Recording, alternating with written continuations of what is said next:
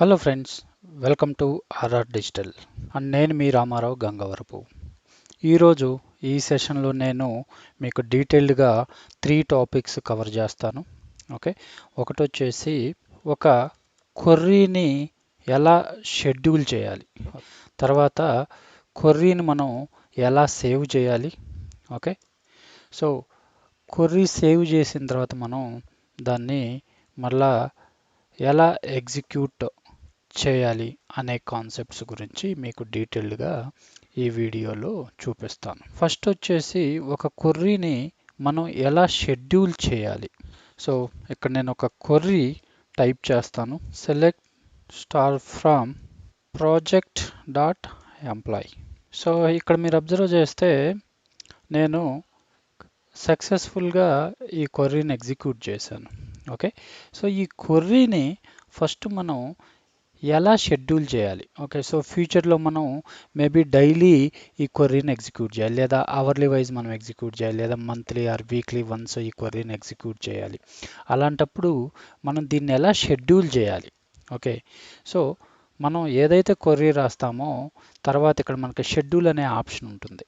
Okay, so ఈ schedule అనే ఆప్షన్లోకి వెళ్ళి క్రియేట్ న్యూ షెడ్యూల్డ్ క్వెరీ అనే ఆప్షన్ని మనం క్లిక్ చేయాలన్నమాట. ఓకే, సో ఎప్పుడైతే మనం అది క్లిక్ చేస్తామో ఇక్కడ మనకి నేమ్ అడిగిద్ది అనమాట. ఓకే, సో నేమ్లో మీరు ఏ ఇన్ఫర్మేషన్ అయినా ఇవ్వచ్చు. ఓకే, సో నేను జాబ్ 1 అని చెప్పి ఇస్తున్నాను షెడ్యూల్ క్వెరీ నేము. ఓకే, సో ఇక్కడ వచ్చేసరికి మీకు షెడ్యూల్ ఆప్షన్స్లో ఫ్రీక్వెన్సీ అంటే ఇది వచ్చేసి డైలీ ఎగ్జిక్యూట్ అవ్వాలా, లేదా అవర్లీ వైజ్ ఎగ్జిక్యూట్ అవ్వాలా, లేదా మినిట్స్ వైజా, లేదా weekly once every week once execute అవ్వాలా, మంత్ వైజా. సో ఇలా డిఫరెంట్ ఆప్షన్స్ ఉన్నాయన్నమాట. సో మీరు రియల్ టైంలో ఏ ఆప్షన్ కావాలంటే ఆ ఆప్షన్ చూస్ చేసుకోవచ్చు. సో ఇక్కడ వచ్చేసరికి నేను డైలీ ఆప్షన్ చూస్ చేసుకుంటున్నాను. ఓకే, సో ఇక్కడ వచ్చేసి టైం అనేది స్పెసిఫై చేయాలి. సో అవర్స్ మినిట్స్ ఫార్మాట్లో మనం స్పెసిఫై చేయాలన్నమాట. ఓకే, సో ఇక్కడ వచ్చేసరికి నేను 20 ఓకే, సో 00 స్పెసిఫై చేస్తున్నాను. ఓకే, సో ఇక్కడ వచ్చేసరికి ఏ టైంకి స్టార్ట్ అవ్వాలి డైలీ. ఓకే, సో ఇమీడియట్గా స్టార్ట్ అవ్వాలా, లేదా start at set time. So మీరు ఏ టైంలో డైలీ షెడ్యూల్ అవ్వాలనేది ఇక్కడ మనం కాన్ఫిగర్ చేసుకోవచ్చు అనమాట. ఓకే, సో నేనైతే జస్ట్ స్టార్ట్ నవ్ అనే ఆప్షన్ జస్ట్ సెలెక్ట్ చేస్తున్నాను. So end never. Okay, schedule end time. So end time maybe after 1 month end అవ్వాలా, లేకపోతే ఆఫ్టర్ 2 మంత్స్ ఇది ఎండ్ అవ్వాలా, లేదా ఎండింగ్ ఆప్షన్ లేకుండా లైఫ్ లాంగ్ డైలీ ఈ జాబ్ రన్ అవ్వాలా. ఓకే, అలా రన్ అవ్వాలనుకుంటే ఎండ్ నెవర్ అనే ఆప్షన్ని మనం చూస్ చేసుకొని ఉండాలన్నమాట. ఓకే, సో తర్వాత వచ్చేసి ఇక్కడ మీరు అబ్జర్వ్ చేస్తే డెస్టినేషన్ ఫర్ క్వెరీ రిజల్ట్స్ అనమాట. ఈ ఆప్షన్ సెలెక్ట్ చేసుకొని data set. Okay, so data set వచ్చేసరికి మనకి ప్రాజెక్ట్ అని చెప్పి స్పెసిఫై చేస్తున్నాను. ఆల్రెడీ ఇది ఉంది మనకి. ఓకే, సో టేబుల్ ఐడి మన ఇష్టం అనమాట. 1 or 2 or whatever you want you can specify. Here I am giving a table ID 2. Okay, so partition ఏదన్నా అవసరం అనుకుంటే అది స్పెసిఫై చేయండి. తర్వాత వచ్చేసి ఇక్కడ డెస్టినేషన్ టేబుల్. ఈ క్వెరీ డైలీ రన్ అయింది కదా, సో ఆ పర్టికులర్ టేబుల్లో రన్ అయినప్పుడు కొత్త డేటాని అపెండ్ చేయాలా లేకపోతే ఓవర్ రైట్ చేయాలా అనే ఆప్షన్ మనం చూస్ చేసుకోవాలన్నమాట.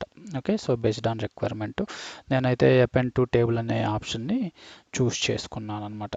ఓకే, సో నెక్స్ట్ వచ్చేసి మనకి ఇక్కడ అడ్వాన్స్డ్ ఆప్షన్స్ ఉన్నాయి. So in case mail notification కూడా కావాలంటే అది చూస్ చేసుకోవచ్చు. ఓకే, సో ఇప్పుడు ఈ క్వెరీని మనం షెడ్యూల్ చేస్తున్నాము. సో సేవ్ అనే బటన్ క్లిక్ చేయాలన్నమాట.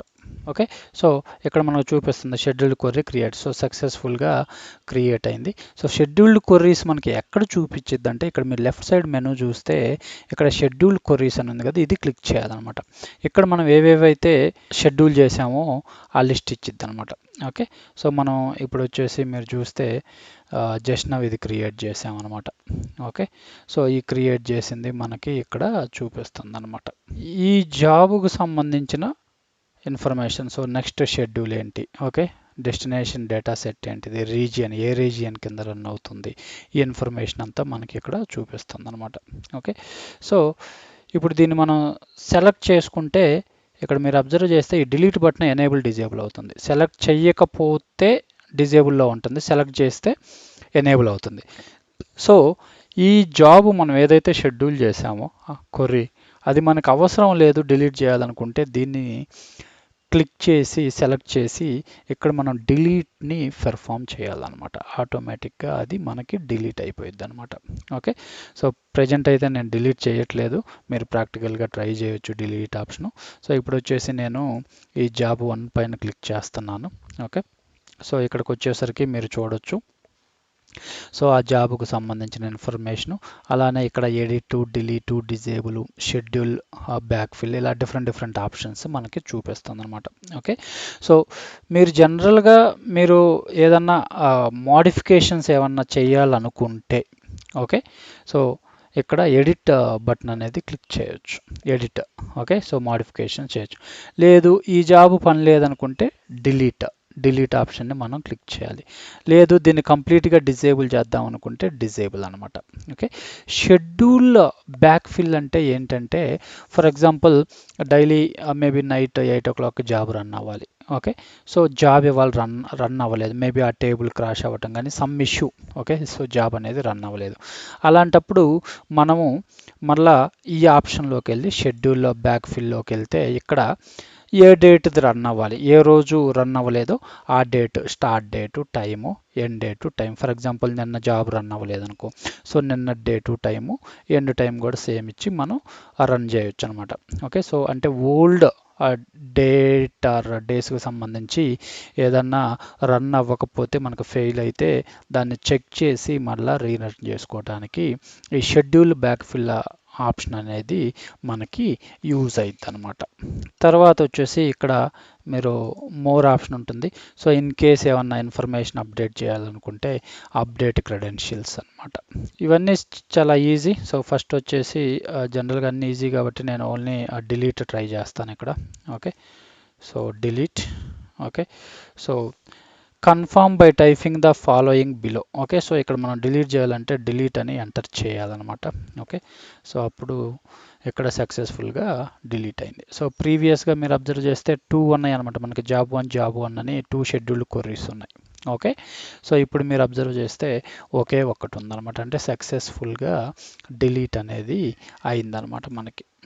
ఓకే, సో ఇప్పుడు ఈ జాబ్ను కూడా మీరు డిలీట్ చేయాలంటే డిలీట్ చేయొచ్చు, లేదా డిజేబుల్ చేయాలంటే డిజేబుల్ కూడా చేయొచ్చు.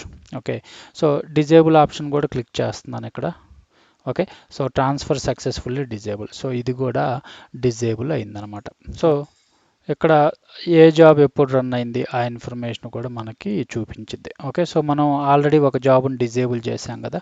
ఓకే, సో మీరు ఏదన్నా మళ్ళా ఎనేబుల్ చేసుకోవాలి లేదా డిజేబుల్ చేయాలనుకుంటే ఈ ఆప్షన్స్ని యూజ్ చేయొచ్చు. ఇందాక మనం డిజేబుల్ చేసాం కాబట్టి ఇప్పుడు మళ్ళీ ఎనేబుల్ ఆప్షన్ని నేను క్లిక్ చేశాను అనమాట.